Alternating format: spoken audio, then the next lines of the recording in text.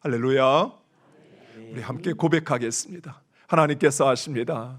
하나님께서 하십니다. 한 번 더 고백하겠습니다. 기대가 됩니다.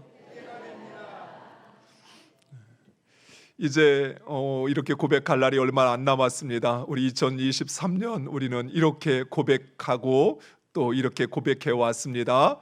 우리는 하나님의 사람입니다. 우리는 하나님의 사람입니다.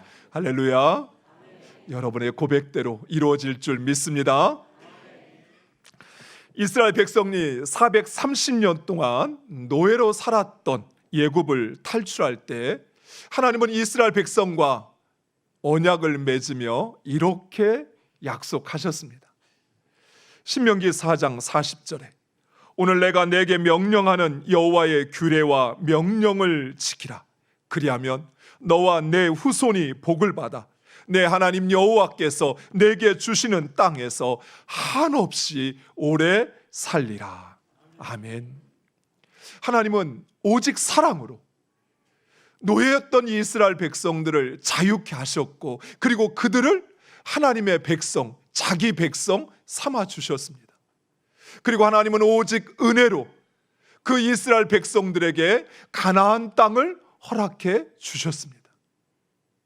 그리고 하나님은 그 이스라엘 백성들이 이제 하나님의 말씀을 지켜 행하면 그 땅에서 한없이 끝없이 오래 살리라 약속하셨습니다. 그런데 가나안에 정착한 이스라엘 백성들은 그만 하나님을 버리고 말았습니다. 그들은 광야 생활 40년 동안 하나님의 그 위대하심을 경험했습니다.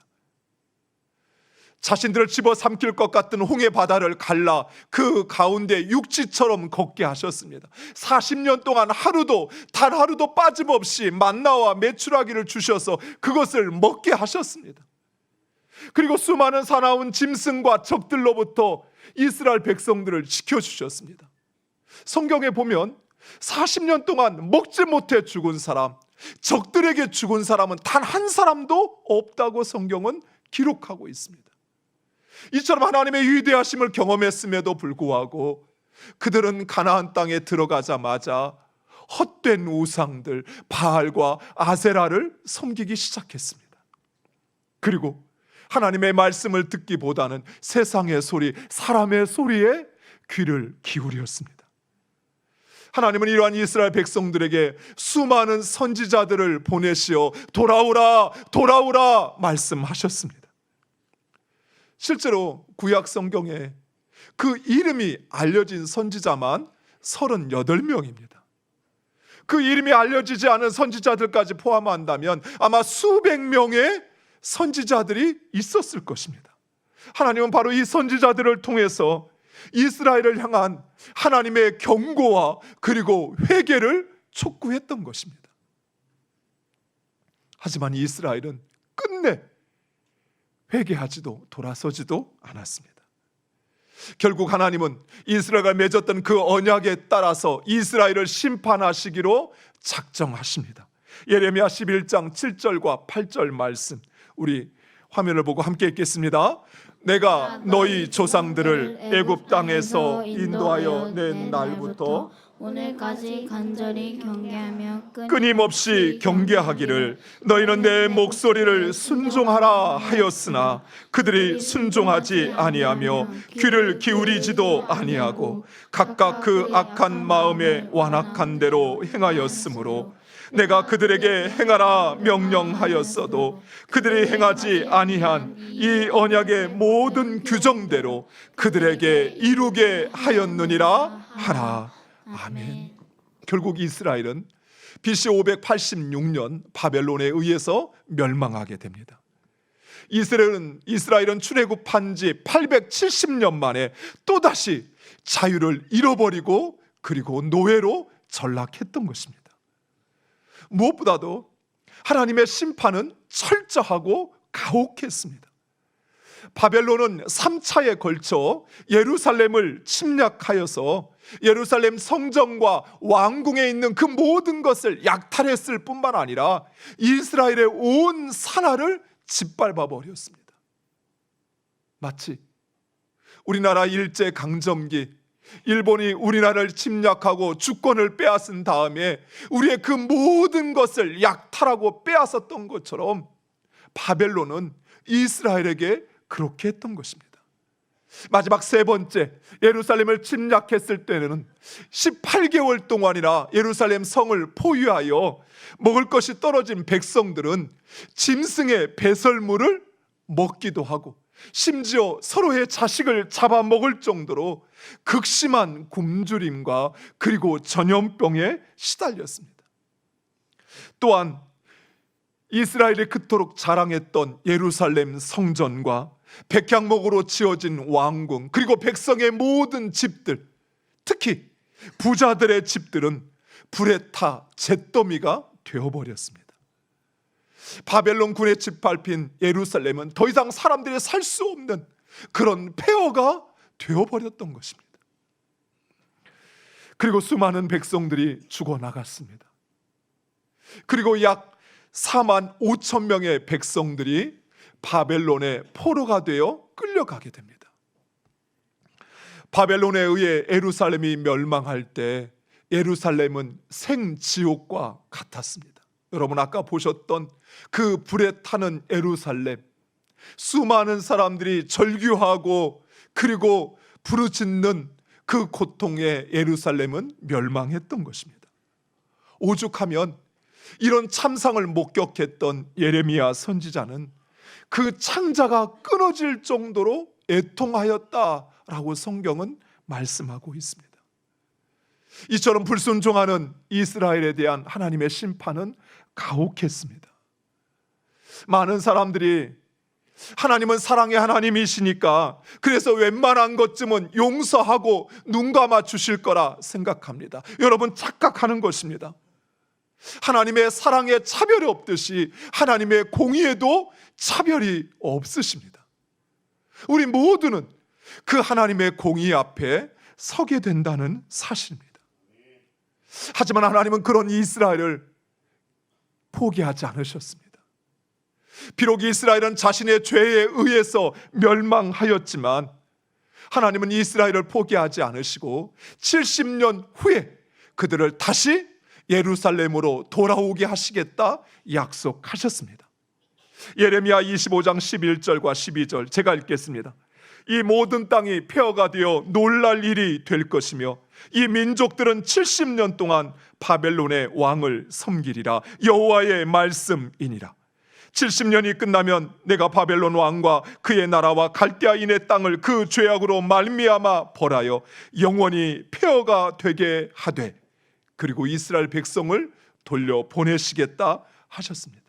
그리고 하나님은 그 약속하신 말씀대로 70년이 찾아 이스라엘 백성들, 포로된 이스라엘 백성들을 예루살렘으로 돌려보내십니다. 그런데 그 귀환한 이스라엘 백성들의 그 규모에 대하여 성경은 이렇게 이야기합니다. 예스라서 2장 64절과 65절 온 회중의 합계가 42,360명이요 그 외에 남종과 여종이 7,337명이요 노래하는 남녀가 200명이요 계산하면 도합 49,942명이었습니다. 먼저 바벨론에 끌려간 포로의 숫자가 약 4만 5천 명이라 말씀하셨습니다. 그런데 다시 돌아온 이스라엘 백성들의 수가 4만 9천 명이었던 것입니다. 즉 하나님은 약속하신 대로 바벨론에 끌려간 백성 그대로 다시 돌아오게 하셨던 것입니다. 사랑하는 성도 여러분, 우리 하나님은 말씀하신 것을 반드시 지키시고 성취하십니다. 하나님의 말씀은 1.1획도 땅에 떨어지거나 취소되지 아니하고 반드시 이루어지는 것입니다. 따라서 그 말씀을 읽고 듣고 그것을 지키는 자는 복이 있습니다. 하나님의 말씀은 반드시 이루어지기 때문인 것입니다. 무엇보다도 그 하나님의 말씀을 읽고 듣는 자들에게는 우리가 알지 못하는 크고 은밀한 일을 알게 하십니다. 사랑하는 성도 여러분, 바로 이런 하나님의 말씀을 여러분의 삶의 기준으로, 규범으로 삼으시기 바랍니다. 여러분이 하나님의 말씀을 따라 살 때 하나님은 여러분의 삶을, 여러분의 진로를, 여러분의 취업을, 여러분의 자녀를, 여러분의 사업을 책임져 주시는 것입니다. 그리고 이스라엘 백성들을 예루살렘으로 돌리시는 하나님의 또 다른 목적이 있었습니다. 그것은 바로 이스라엘 백성들이 다시 새롭게 되기를 원하셨기 때문입니다. 이런 사실도 이스라엘 백성들은 알고 있었습니다. 그래서 포로에서 귀환한 이스라엘 백성들, 그들이 맨 먼저 행하였던 것은 바로 하나님의 성전을 재건하는 것이었습니다. 바벨론에 의해서 부서지고 무너졌던 70년 동안 완전히 황폐화되었던 그 성전을 귀환한 이스라엘 백성들은 재건하기 시작합니다. 그리고 예루살렘 성벽을 재건하기 시작합니다. 그리고 그 모든 공사를 마치고 백성들은 오늘 우리가 읽었던 이 말씀처럼 일곱째 달 초하루 나팔절에 수므라 광장에 모여 에스라가 낭독하는 하나님의 말씀을 듣습니다. 우리 예레미야 8장 2절과 3절 말씀 화면을 보고 함께 읽겠습니다. 일곱째 달 초하루에 제사장 에스라가 율법책을 가지고 회중 앞 곧 남자나 여자나 알아들을 만한 모든 사람 앞에 이르러 수문 앞 광장에서 새벽부터 정오까지 남자나 여자나 알아들을 만한 모든 사람 앞에서 읽음에 뭇 백성이 그 율법책에 귀를 기울였는데. 아멘. 에스라가 이처럼 하나님의 말씀을 선포하고 그리고 그 율법의 뜻을 깨닫게 하자 느헤미야 9장에 있는 말씀에 보는 백성들은 일제히 자신의 죄와 무지를 깨닫고 눈물로 회개하였다라고 성경은 말씀하고 있습니다. 성이 무너지고 성전이 무너지고 예루살렘이 멸망하고 그들이 포로가 되어 끌려갈 때만 해도 이스라엘 백성들은 하나님이 자신들을 버렸다라고 생각을 했습니다. 그러나 하나님은 단 한 번도 이스라엘 백성을 버린 적이 없습니다. 하나님은 단 한 번도 이스라엘을 떠난 적이 없으셨습니다. 오히려 이스라엘 백성들이 그 하나님을 버리고 그리고 죄로 말미암아 더럽혀졌으며 그들의 죄악으로 말미암아 스스로 팔려갔던 것이었습니다. 이사야 50장 1절은 이렇게 말씀합니다. 우리 고백으로 같이 함께 읽겠습니다. 나 여호와가 이같이 말하노라. 내가 너희의 어미를 내보낸 이혼 증서가 어디 있느냐? 내가 어느 체주에게 너희를 팔았느냐? 보라, 너희는 너희의 죄악으로 말미암아 팔렸고 너희 어미는 너희의 배역함으로 말미암아 내 보냄을 받았느니라. 아멘. 이스라엘 백성들은 하나님이 자신들을 버려서 그래서 예루살렘이 멸망하고 그래서 포로가 되어 그래서 70년 동안 그 고난의 세월을 보낸다 생각했습니다. 그런데 그것이 아니었어요. 하나님이 버린 것이 아니라 이스라엘이 하나님을 버렸습니다. 이스라엘이 그 하나님의 말씀을 듣고 그것을 지키지도 않아 오히려 죄를 범하여 스스로 자신을 그 죄의 결과에 그 이방 민족에게 팔렸던 것입니다. 그런데 이제 하나님의 말씀이 선포되고 그 말씀에 귀를 기울여 듣는 바로 그 순간 이스라엘 백성들은 그제서야 자신이 교만해서 자신들이 무지하였음을 깨닫고 회개의 눈물을 흘리는 것입니다. 사랑하는 성도 여러분, 우리가 다시 새롭게 되는 것, 그것은 바로 눈물의 회개로부터 시작합니다. 우리가 천국에 들어갈 때 모든 사람들은 각자의 물두멍에서 손을 씻고 천국에 들어간다고 합니다. 그런데 우리 각자의 물두멍에 담겨져 있는 그 물은 다름 아닌 그 사람이 세상에서 흘린 회개의 눈물이라고 합니다. 그래서 만약 내가 세상에서 회개의 눈물을 흘리지 않으면 천국 앞에 있는 물두멍에서 손을 씻을 물이 없는 것입니다. 물론 이 이야기는 지어낸 이야기입니다. 그러나 사랑하는 성도 여러분, 회개하지 않는 사람은 하나님의 백성으로 합당하지 않습니다. 왜냐하면 하나님은 우리가 회개하고 그리고 그 하나님의 말씀에 순종하며 살기를 원하시기 때문입니다. 마태복음 7장 21절 이렇게 말씀합니다. 우리 화면을 보고 함께 읽겠습니다. 나더러 주여 주여 하는 자마다 다 천국에 들어갈 것이 아니요 다만 하늘에 계신 내 아버지의 뜻대로 행하는 자라야 들어가리라. 아멘. 그렇습니다. 하나님의 뜻대로 행하는 자, 자신이 죄인인 것을 깨닫고 자신의 죄를 깨달아 하나님 앞에 회개의 눈물을 흘리는 자, 그 사람만이 하나님의 나라 백성으로 살게 되는 것입니다. 지금 당장 죽어도 마땅한 죄인인 나를 하나님께서 나를 긍휼히 여기시어서 그래서 나를 대신하여 나의 그 모든 죄를 짊어지고 예수 그리스도께서 십자가에서 죽으셨다는 사실, 그 은혜로운 사실 앞에 통회하고 자복하는 것, 이것이 진정한 회개인 것입니다. 사랑하는 성도 여러분, 우리의 회개는 바로 그런 눈물의 회개가 되어야 합니다. 그리고 이스라엘 백성들은 이제 초막을 짓고 7일 동안 초막절을 지킵니다. 초막절은 우리가 잘 아는 것처럼 이스라엘 백성들이 광야 40년 동안 하나님께서 그 추위와 더위, 그 모든 위험으로부터 지켜주신 것에 감사하며 기뻐하며 지키는 절기였습니다.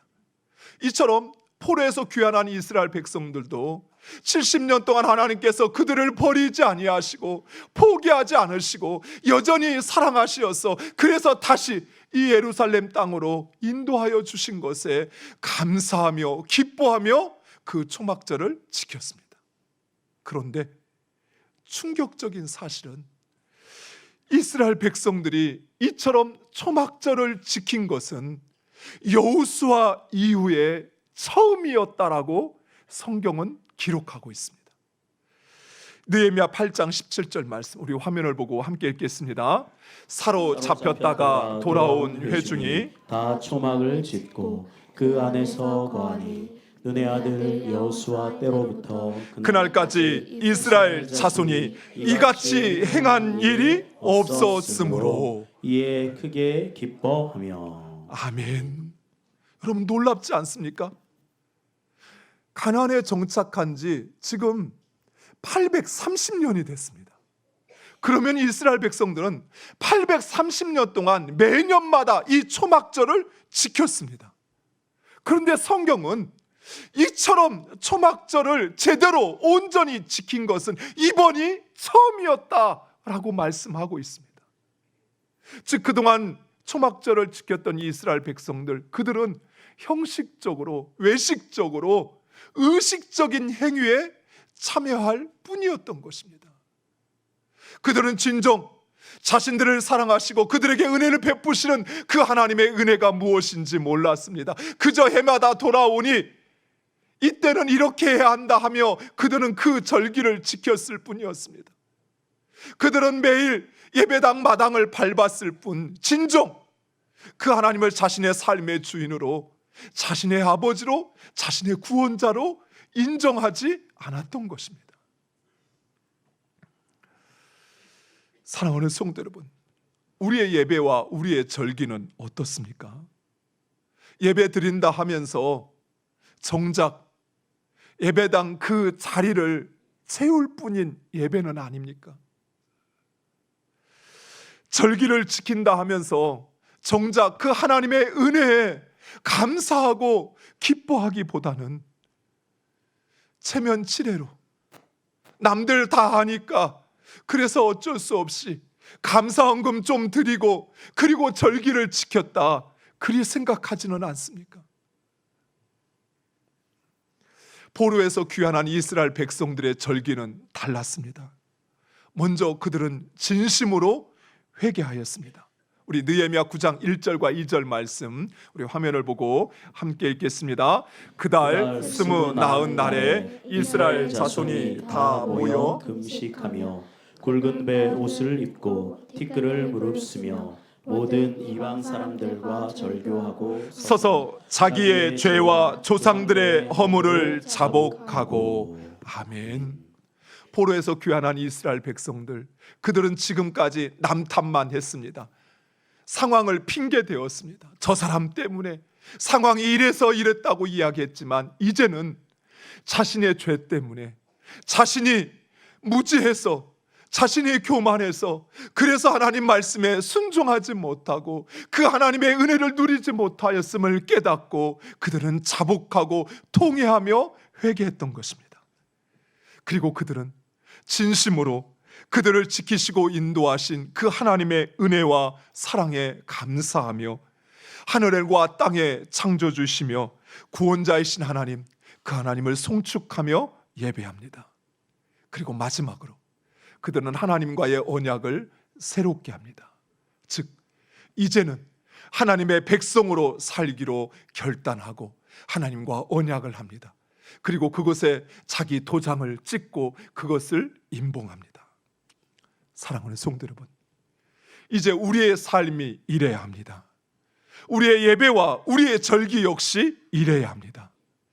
단순히 의식적으로 예배를 드리고 그리고 감사헌금을 했다고 해서 절기를 지키는 것이 아니라 먼저 진정한 회개가 일어나야 합니다.